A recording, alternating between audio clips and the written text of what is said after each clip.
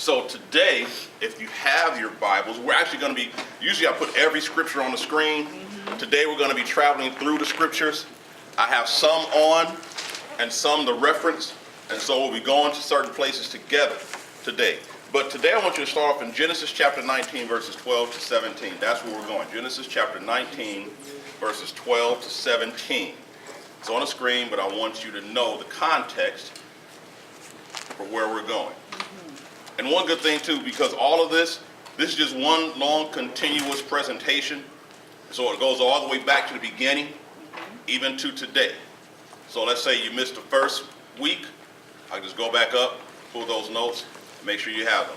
Everything will eventually also be on the website. So if you missed it or someone missed it and they want to know what the message was, they can go to the website and the notes will be there.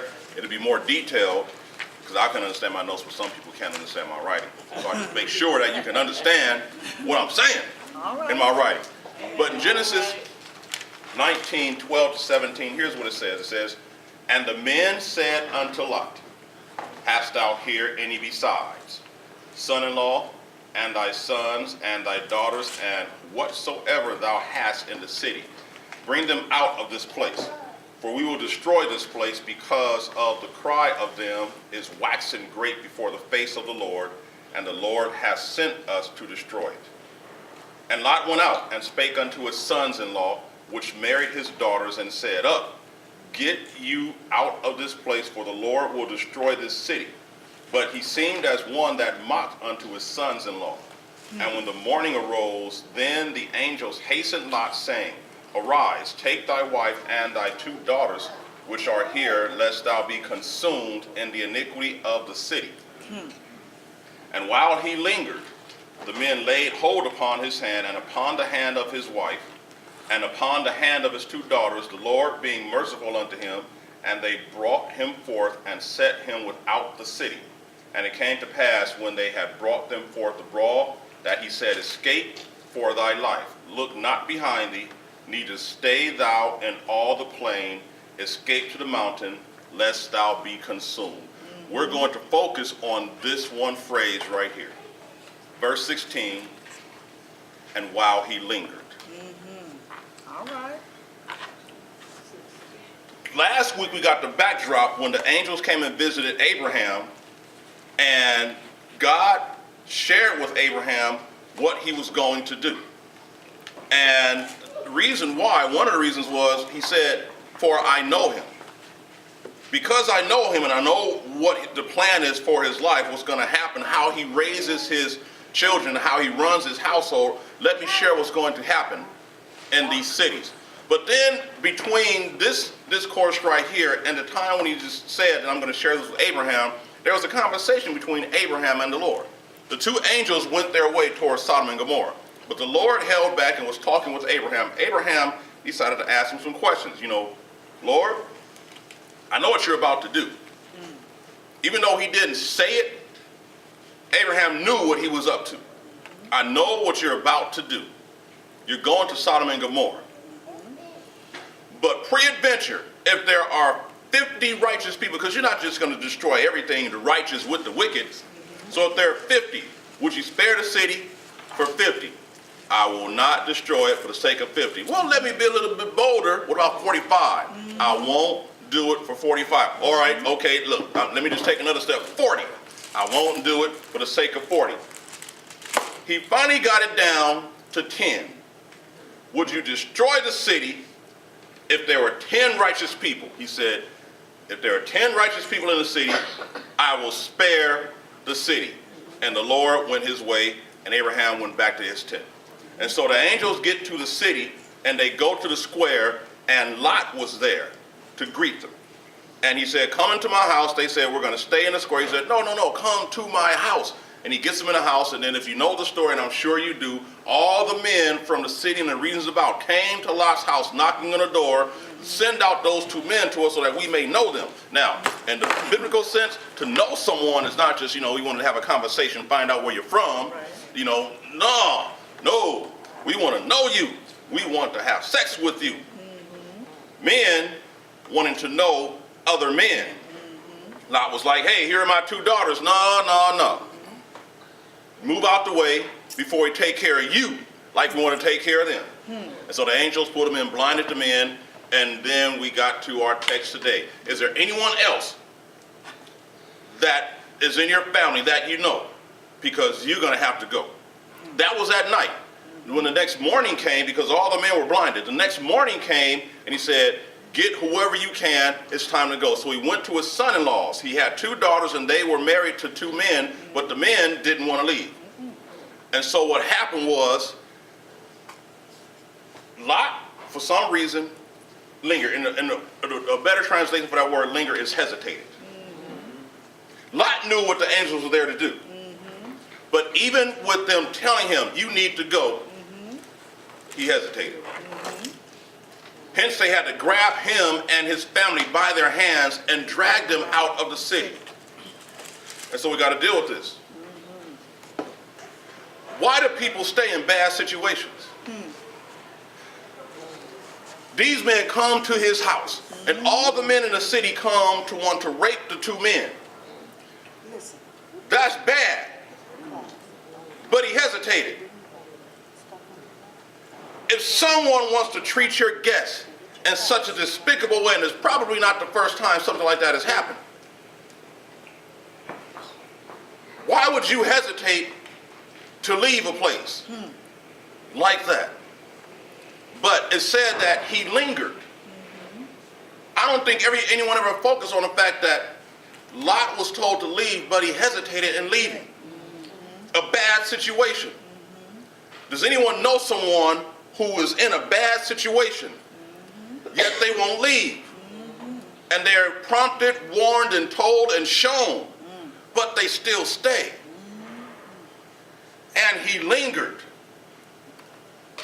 Psychology Today in 2017 published this article giving 6 reasons why people stay in bad relationships. One thing is that they're satisfied with unsatisfaction. In other words, here's what this means. They lower their standards, knowing that because I'm not going to get what I want, I need to be satisfied with what I get. In other words, there's no point in me wanting more because I don't think I deserve more. So I'm going to stay in something that's bad because I have to learn to be satisfied with the good that I get in this bad situation. There are a lot of people in relationships where it may be bad, but there may be some good times. But the bad outweighs the good, so they learn to be satisfied with the good in the midst of a bad situation because I don't think I can get anything better than this. They're satisfied with their unsatisfaction. Another reason is there's a shift in priorities.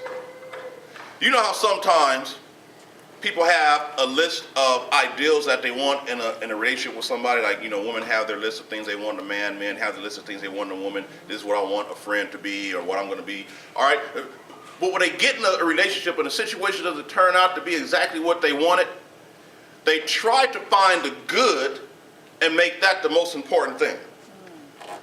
When the bad outweighs the good, I'm going to make sure that I focus only on the good and ignore the bad. It's not to say that in every relationship there won't be bad times. There will be good and bad. But there are relationships when the bad is so pronounced and it outweighs the good to an extent where it becomes toxic. But what some people do is they convince themselves that I need to focus on the good to make sure that that takes place over the bad, even though the bad outweighs the good. Low quality alternatives. What this simply means is this. People convince themselves that they don't deserve anything better. If this is what I get, if the last 3 relationships I had got the same thing. If the last 3 churches I've gone to, I was involved with the same stuff, if the same thing happened, maybe this is my lot in life. Maybe this is what I'm supposed to get. And so I know that there's something better out there, but I don't think it's for me. Y'all can have it. I think I'm supposed to be here because I don't think I'm not good enough for that. I'm not good enough to be at that bougie church because they wearing these expensive clothes and driving nice cars, and I don't have all that, so I can't go there. low quality alternatives, the only places I can go are places like the one I've been. Because those are the only people that are going to be able to use me. They diminish the value and their worth. And the only thing that I can get is something just like what I'm in. Another reason is manipulation. The relationship that they're in, their mind is, they're being told repeatedly that you can't go. We need you. What will we do without you? I love you. So they're manipulated into believing that it's better for them to be there because there's something that they offer. Another reason that people will stay, investment. I've put a lot of time and energy into this thing. We've been together for years. We've known each other. We go way back to the state and city where we grew up in. We know each other's kids. So because of our time and money and energy we spent together in this thing, there's no way I can't leave. I have to stay. There are a lot of people who are bound in bad church situations because of family obligations or the sense that they have to be there. Because of the time and investment. There was a church in Oakland, California. They got a pastor, and they found out that the pastor, he rebuilt the church. Cost over $1 million to rebuild the church. But he had several members take out mortgages against their homes. And he used that money to rebuild the church. And then what the pastor did was he had the church put in his name. And what he did, he took out a loan against the property and kept the money.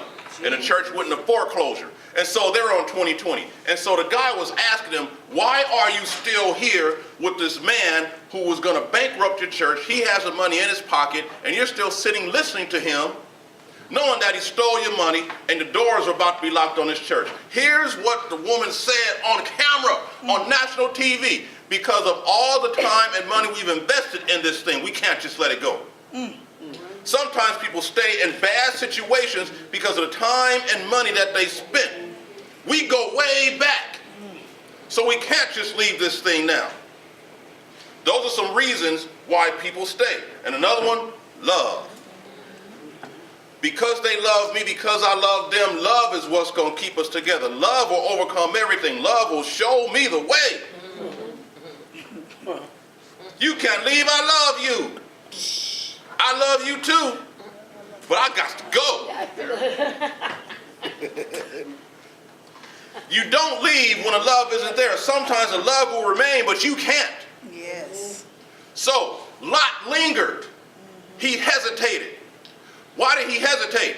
We're going to look at the background and find out exactly what got Lot to the point of not leaving, knowing that the city was going to be destroyed. 2 angels of God were right there, and they told him, we're going to burn this place down. And if you don't leave, you will be consumed. You will die with them. And he hesitated. Sometimes people hesitate in situations when they know it's about to get bad, but they still stay because of the time and investment they spent with someone. Someone makes them believe that they have to stay because I love you.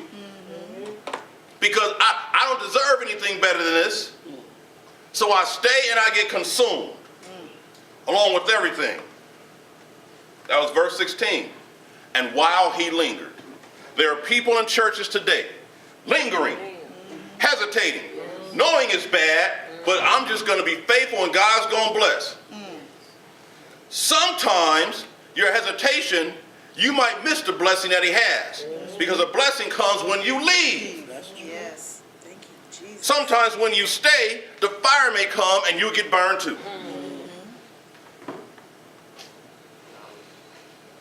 So how did Lot get to this point?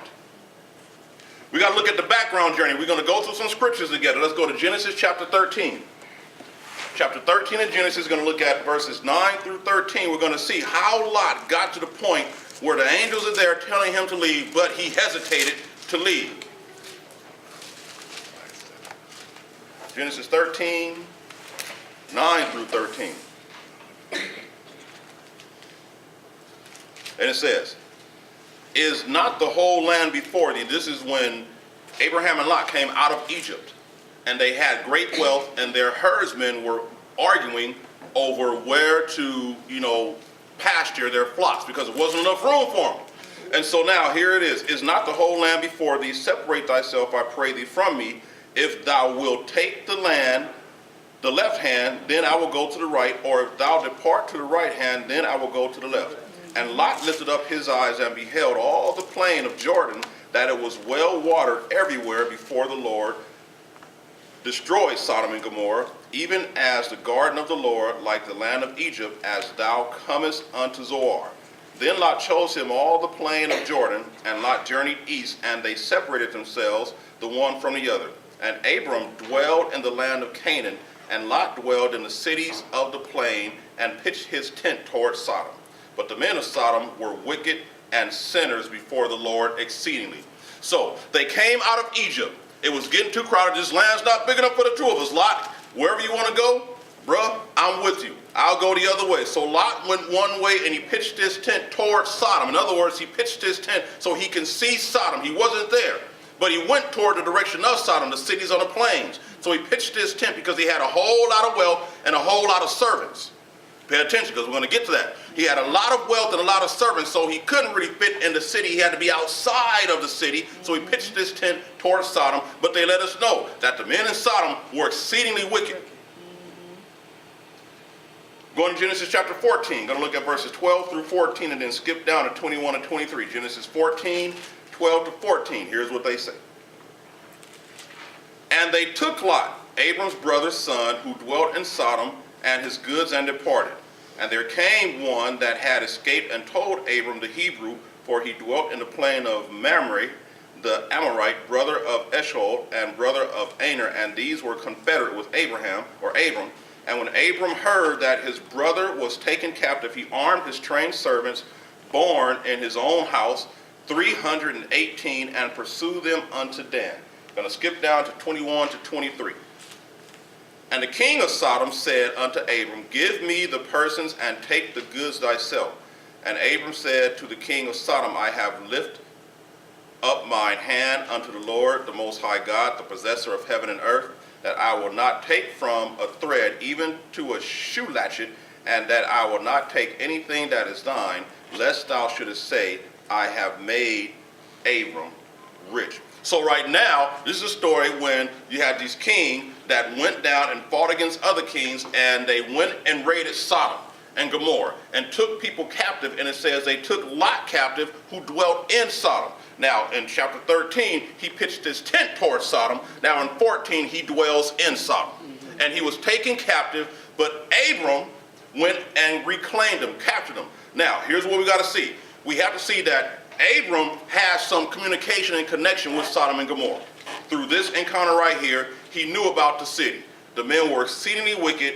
Lot went there. He's living there. He probably saw some of the wickedness, but somehow he might have been able to stay away from it, but he was able to see it. And then Abram had to go and deal with the kings because he had to get some people back because his relative was captured. So Abram knew about Sodom. So when the angels came to him to say, we're about to go down, he knew what was about to happen. Abram couldn't say, I don't know what's going on. He knew what was going on. Hence his request, if you find any righteous people, because Lot is there. And I know about the city because I had dealings with the people. Can't say he didn't know. Going to Genesis chapter 16. Verses 3, and then over to verse 16. Genesis 16:3 says this. And Sarai, Abram's wife, took Hagar, her maid, the Egyptian, after Abram had dwelt 10 years in the land of Canaan, and gave her to her husband, Abram, to be his wife. I need you to see the timeline here. They left Egypt, and when they were in Canaan, that's when he and Lot separated. And right here we see how long was Abram in Canaan before he got Ishmael. He was in there 10 years. 10 years. Abram was in Canaan. 10 years, Lot was in Sodom. So Lot didn't just get there before the angels got there. He'd been there at least 10 years, but hold up. We're going to add some time to that. We're going to go down to verse 16. And Abram was 86 years old when Hagar bare Ishmael to Abram. They've been living there for 10 years at least. It was longer than 10, but we know we have that 10 because when it says in some time or after some time, we know that we wasn't just days. Could have been months or years. So at least 10 years they've been living where they were living. Abram was he was 86 years old when he gave birth to Ishmael. Pay attention. He's 86. That means he got into Canaan when he was 76. Don't know how old Lot was, but Lot's been around in Sodom and Gomorrah for at least 10 years. Genesis 17:1. And when Abram was 90 years old and 9, the Lord appeared to Abram and said unto him, I am the Almighty God, walk before me and be thou perfect. So hold on a second. In the span of 2 verses, we see 14 years passed. He's been living in Canaan for 10 years. Lot was in Sodom for 10 years. The next verse, 17, he's 99 now. He was 86 at the end of 16. Now he's 99. That's 13 more years. So we have 23 years now. Abram's living in Canaan. Lot's living in Sodom. He had a lot of time invested in that city. He went there, it was wicked. And he stayed there for how long? 23 years in a wicked place. He hesitated. Let's keep going. We're going to go to Genesis chapter 18, verses 20 to 23.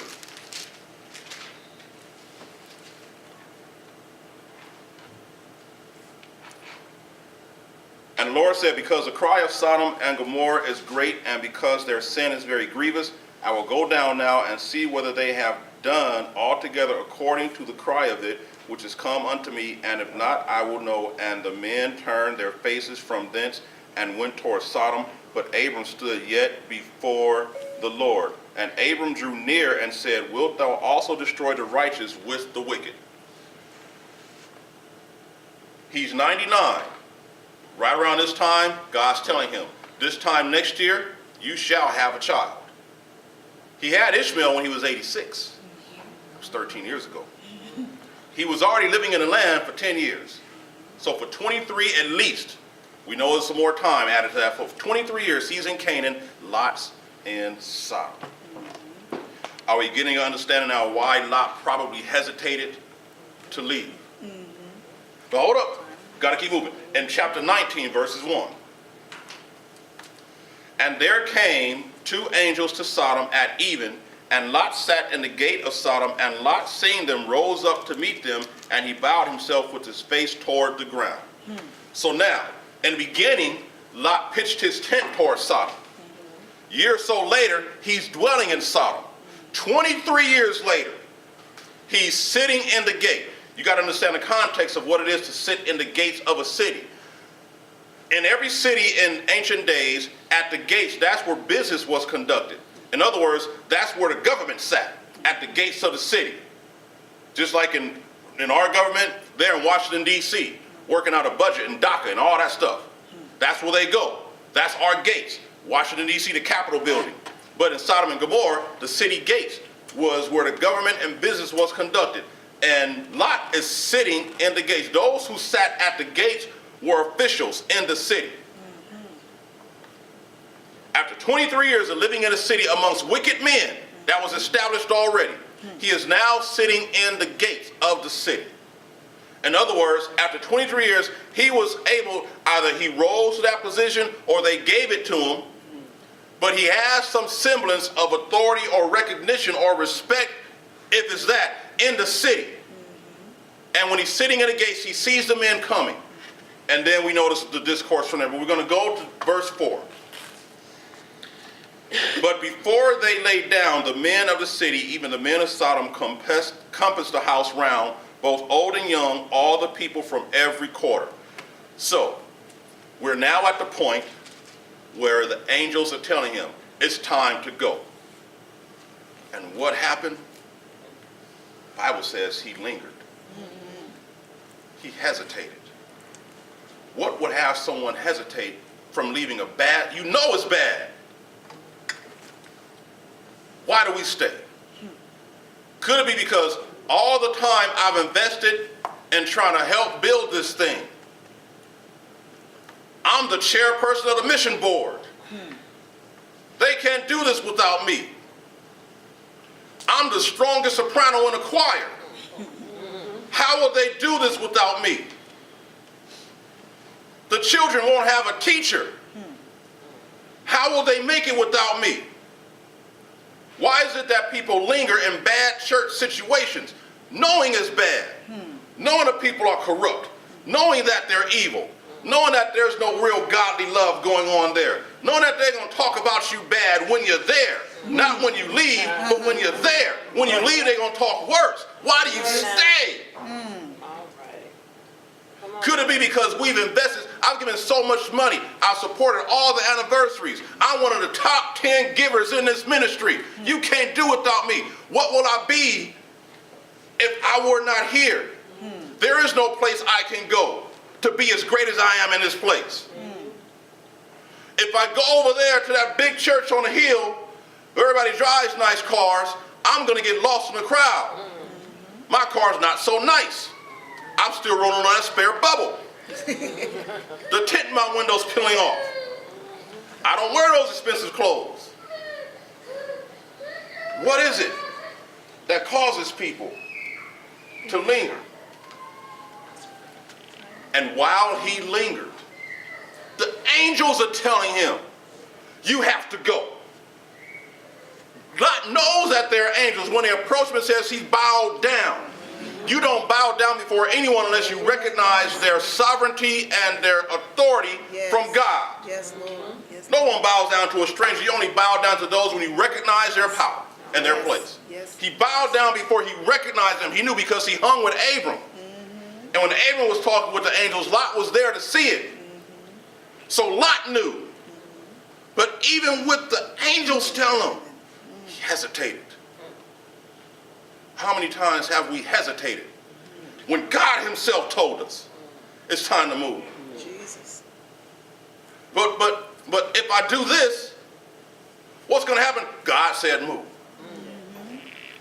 But he said I would get, God said move. But I'm going to leave, God said move. I'm going to lose, God said move. But Lot hesitated. But even in his hesitation, what did the angels do? They grabbed him by the arm, his wife and his daughters, drugged them out the city and said, run, and don't stop and look back till you get to the mountains. All right. Jesus. All right. You have to go. Because of scripture says that God remembered his discussion with Abraham. Now, we only have 4 people. 110. Yes. God said, I will not destroy the city for the sake of 10. Yes. He only found 4. The sons-in-laws didn't want to go. They thought he was crazy. Yes. That would have been 6. But it wasn't the number required by God to save the city. Sometimes some places don't get wrecked by God because there are enough righteous people in there to hold it up. Yes. And the wicked ones think it's because of what they're doing. No, it's because there's somebody righteous in here who's praying. Yes. And because that person's still here, God's going to hold his hand. But if the righteous step out and leave, That's it. woe be it unto you Yes. for what God will do in the state of this place Ooh, Jesus. when we have headed for the hills without looking back. And while he lingered,